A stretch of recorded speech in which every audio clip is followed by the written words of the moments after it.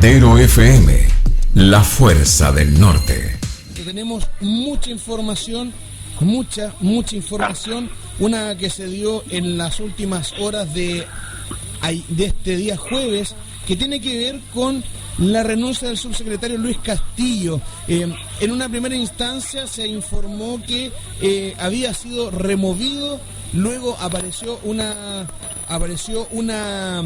carta, la carta de renuncia precisamente de Castillo, partiendo por este hecho. Falta de comunicación ahí en el gobierno, ¿no? Mira, yo creo que Castillo representó un problema político importante dentro del gobierno, porque particularmente, dado su origen demócrata cristiano y dado su origen de médico cirujano que había participado en la exhumación de los restos digamos, del expresidente Eduardo Frei, siempre tuvo un cariz bastante conflictivo su decisión de permanecer en el digamos en la primera línea de lo que significaba la parte política, particularmente en el área de salud del gobierno.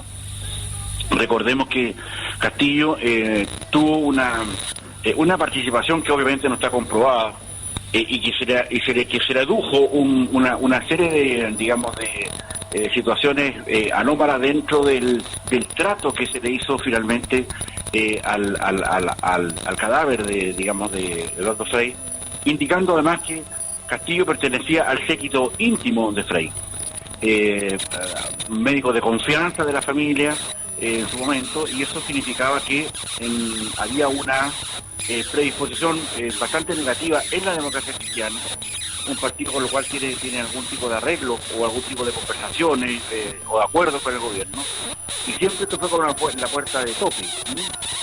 Yo creo que ahí había un problema muy digamos muy importante, que hacía que Castillo siempre estuviera en la mira, y el gobierno no lo había querido sacar del gobierno, valga la redundancia, porque de su puesto como subsecretario de salud, porque en definitiva no había ninguna prueba concluyente de esto, y esto se había transformado en un gallito político que finalmente tiene una salida por otro lado.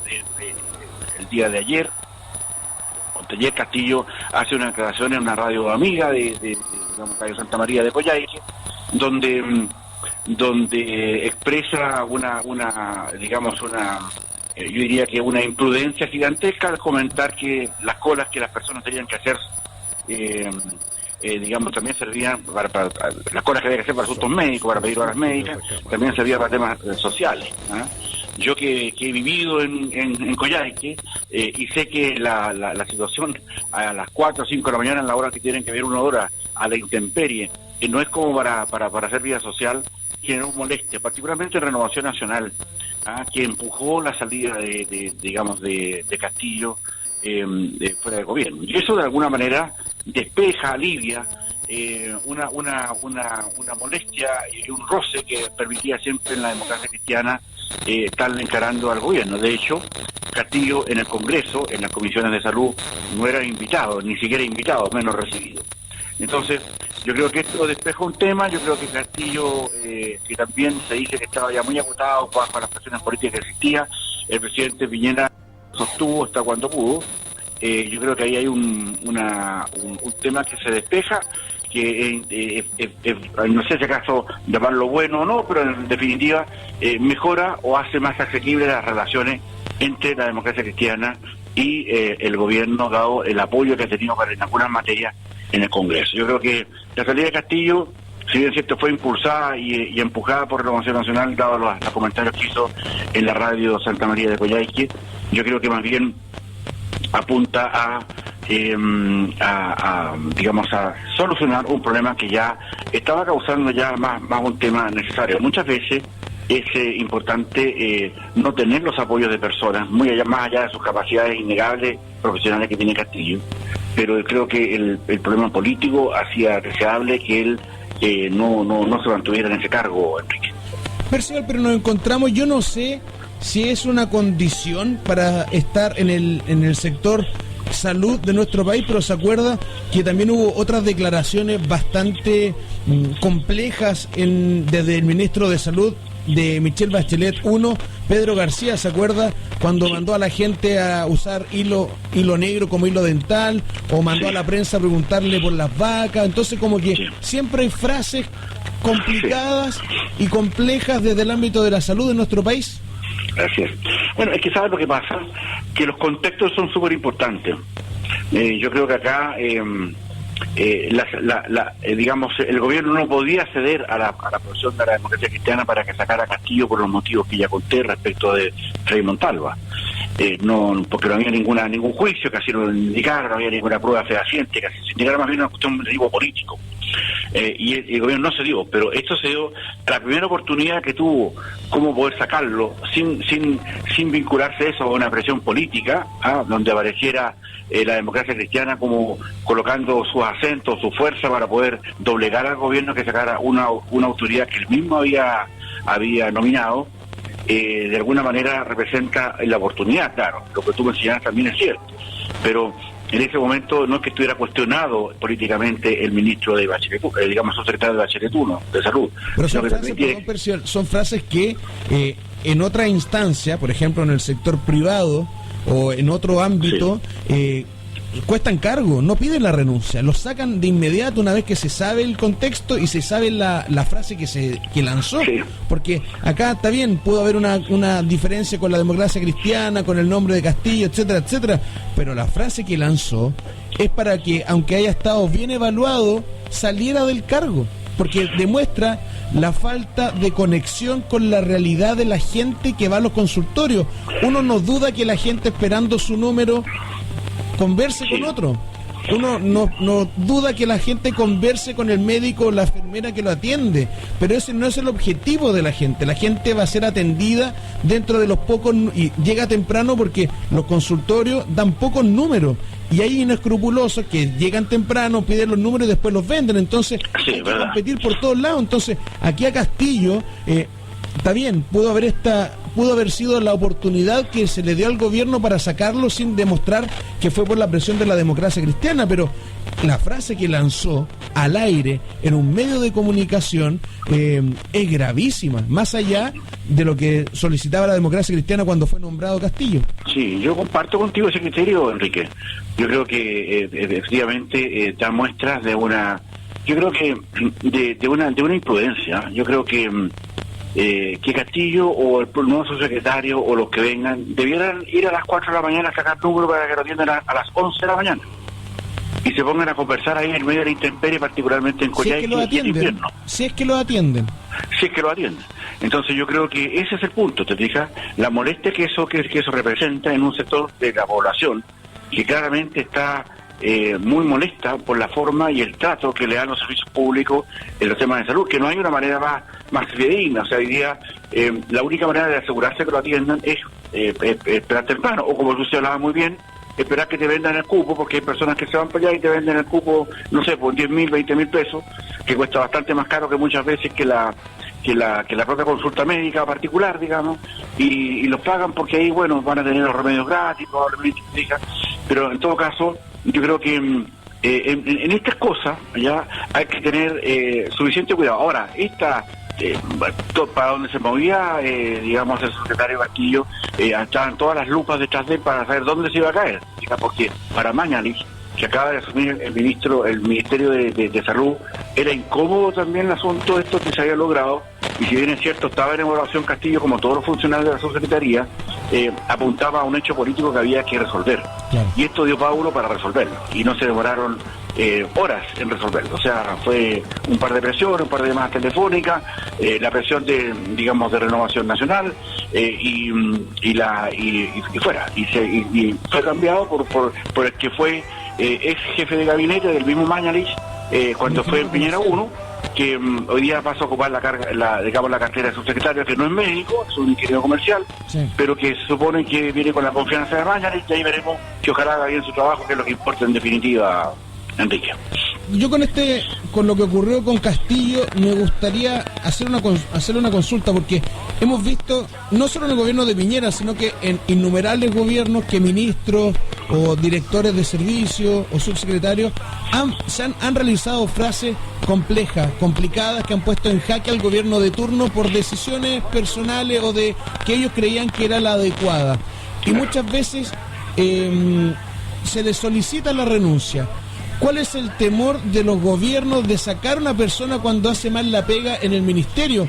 Se lo consulto porque está bien, hay acuerdos políticos, hay pactos de gobierno, pero cuando alguien está haciendo mal su pega o comete errores como, por ejemplo, Castillo, ¿cuál es el temor de que el gobierno salga y diga, ¿sabe qué? Nosotros le pedimos, nosotros removimos del cargo a Castillo porque sus declaraciones no representan lo que este gobierno, etcétera, etcétera, etcétera? ¿Cuál es el temor? Mira, lo que pasa también que hay cierto decoro en el trato de las autoridades políticas que el mismo gobierno forma.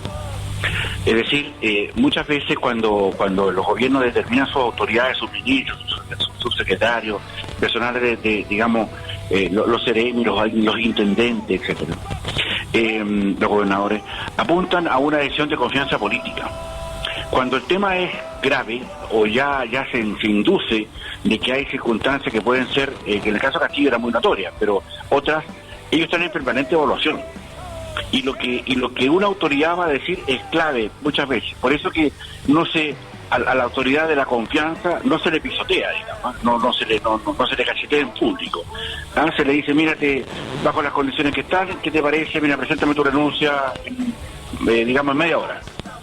Y eso es parte del digamos, de cómo se hacen las cosas en la política, digamos. O sea, aquí no se sale a que se dé una autoridad pública, porque claro, es un tema de confianza. Acá no se está poniendo en confianza, digamos en duda la confianza que tenía o no, el gobierno, el presidente Piñera en Castillo.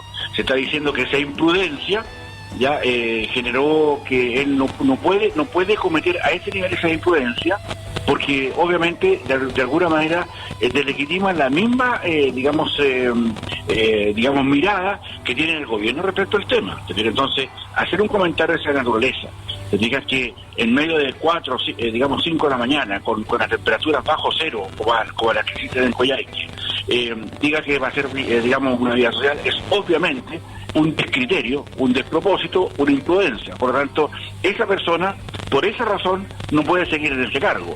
Pero no es que se perdió la confianza, se perdió más bien la confianza política, se perdió bien la confianza personal, porque es una persona que no sabe ubicarse dentro del contexto en la que está diciendo. Él no lo está diciendo en un contexto de una mesa familiar, lo está diciendo en un medio de comunicación importante como la Radio Santa María de Coyhaique.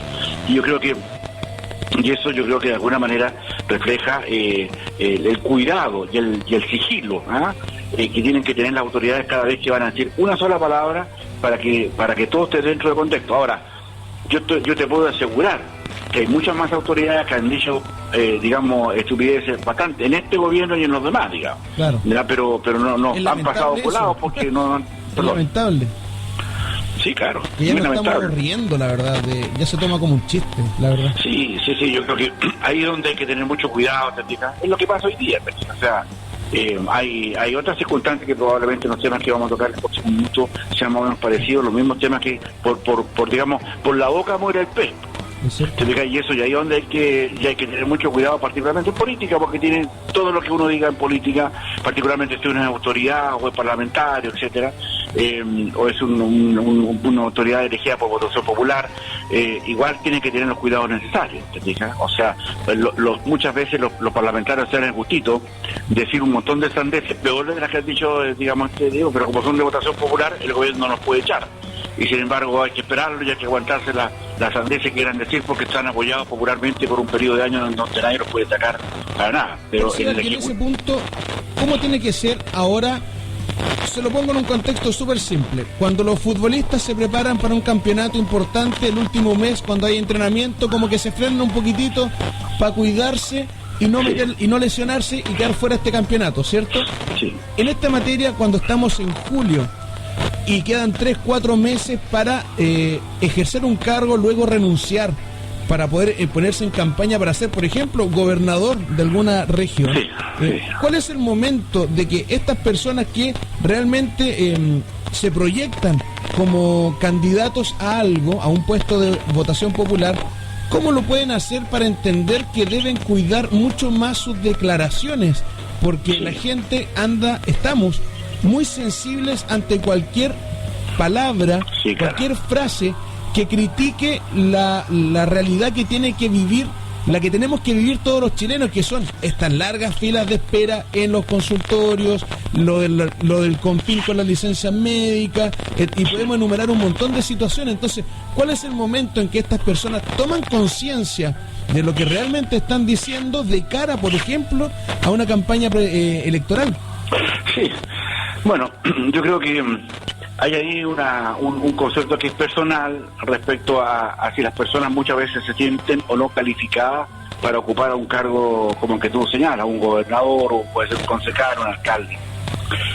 Yo creo que las personas que van a votaciones normalmente tienen que tener la prudencia necesaria para entender si ellos no se trata de ser digamos cínicos al momento de poder expresar alguna opinión. Claro.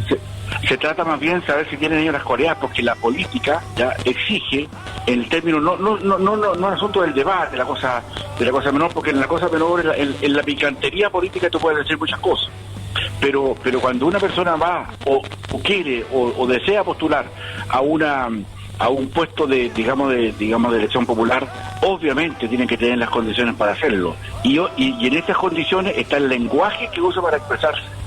Y cuando las personas no tienen el lenguaje, no tienen yo diría que la educación suficiente para manejar más palabras, para poder darle un contexto a su idea, y ese contexto muchas veces por no tener mayor bagaje de vocabulario, lo hacen en una manera soez, o creyendo que muchas veces lo que están diciendo puede caer simpático, o puede ser más bien puedo decirlo, por ejemplo, de una manera más razonable de expresión.